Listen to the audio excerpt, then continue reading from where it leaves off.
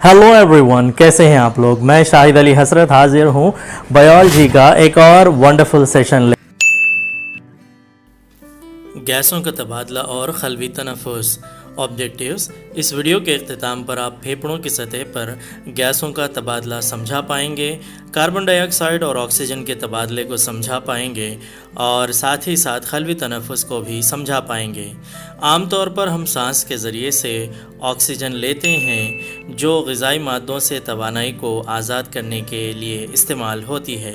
ज़रा सोचिए कि तवानाई किस तरह जिस्म के तमाम हिस्सों तक पहुंचाई जाती है और इस्तेमाल होती है, और कार्बन डाइऑक्साइड जिस्म के तमाम हिस्सों से फेफड़ों तक कैसे लाई जाती है।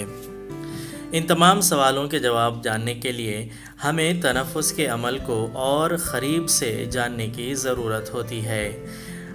चलिए जानते हैं कि गैसों का तबादला फेफड़ों की सतह पर किस तरह होता है और खलवी तनफ़ुस किस तरह अंजाम पाता है। हमारे फेफड़े जूफीज़ों या अल्वियोलाई से बने होते हैं, जिन्हें फेफड़ों की साख्ती और फेलियाती इकाई भी कहा जाता है। ये अल्वियोलाई या जूफीज़ें छोटे और थैली नुमा साख्तें होती हैं। अल्वियोलाई जूफीज़ों की दीवारें एक खलवी और दबीज़ होती हैं। अल्वियोलाई बेशुमार खून की शेरियात से घिरी होती हैं और ये भी एक खलवी और दबीज़ होती हैं। दिल से गैर ऑक्सीजनी खून इन शेरियात के ज़रिए एल्वियोलाई तक पहुंचता है। कार्बन डाइऑक्साइड खून की शेरियात से जूफीज़ों में दाखिल होती है। इसी असना में खून एल्वियोलाई से ऑक्सीजन को हासिल कर लेता है और जब हम सांस छोड़ते हैं तो कार्बन डाइऑक्साइड जिस्म से बाहर खारिज कर दी जाती है और अब ऑक्सीजन से भरपूर खून दिल को वापस आता है और जिस्म के तमाम हिस्सों को पंप किया जाता है और इस तरह फेफड़ों की सतह पर गैसों का तबादला अमल में आता है। आइए अब बात करते हैं ट्रांसपोर्टेशन ऑफ गैसेस या गैसों का तबादला किस तरह अंजाम पाता है। हीमोग्लोबिन वो पिगमेंट है जो गैसों के तबादले में मदद देता है। ये रेड ब्लड सेल्स में पाया जाता है। ये ऑक्सीजन के साथ तामुल करके ऑक्सी हीमोग्लोबिन तैयार करता है और जिस्म के तमाम हिस्सों तक खून के ज़रिए पहुंचाया जाता है। आइए इसको मसावात के ज़रिए समझने की कोशिश करते हैं।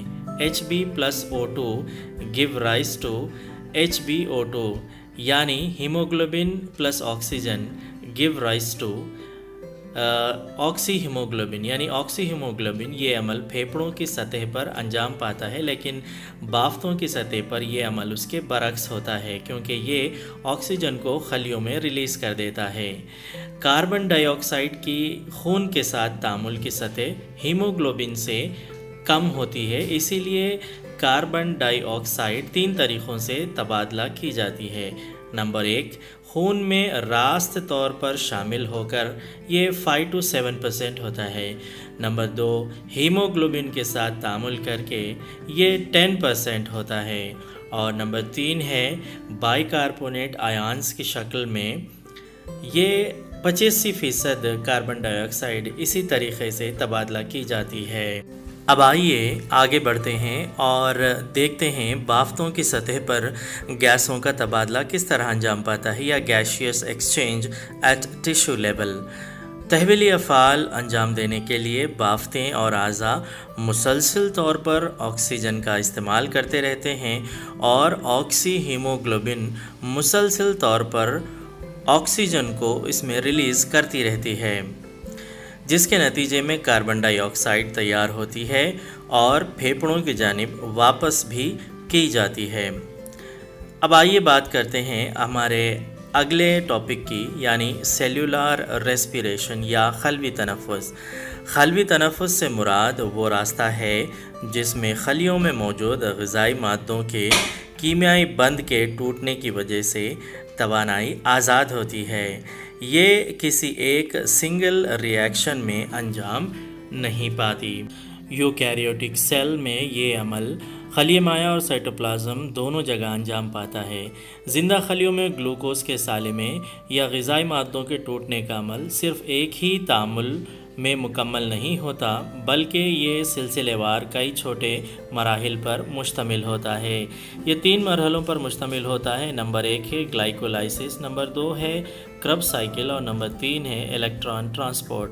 گلائکولائسس کا عمل سائٹوپلازم یا خلیہ مائع میں انجام پاتا ہے، جبکہ کرب سائیکل اور الیکٹران ٹرانسپورٹ مائٹوکانڈریا میں انجام پاتا ہے۔ اس عمل کے اختتام پر آزاد شدہ توانائی مائٹوکانڈریا میں اے ٹی پی کی شکل میں ذخیرہ کر لی جاتی ہے، اسی لیے اسے power house of the cell کہا جاتا ہے۔ اب آئیے بات کرتے ہیں اے ٹی پی کی۔ اے ٹی پی دراصل ایڈینوسن ٹرائی فاسفیٹ کو کہتے ہیں، جو توانائی سے بھرپور ہوتا ہے اور خلیے کے اندر کسی بھی مقام پر توانائی لے جانے کے قابل ہوتا ہے، اسی لیے اس کو خلیے کی انرجی کرنسی بھی کہا جاتا ہے۔ اور ہر خلیہ اے ٹی پی کا ہر خلیہ 7200 کلو کیلوریز توانائی رکھتا ہے۔ خلاصہ یا سمری یہ ہے کہ اس ویڈیو کے ذریعے ہم نے حسب ذیل نکات سیکھے ہیں۔ نمبر 1، پھیپھڑوں کی سطح پر گیسوں کا تبادلہ الویولائی یا جوفیزوں اور خون کی شیریات کے ذریعے سے انجام پاتا ہے۔ آکسیجن اور کاربن ڈائی آکسائیڈ کا تبادلہ خون کے ذریعے انجام پاتا ہے۔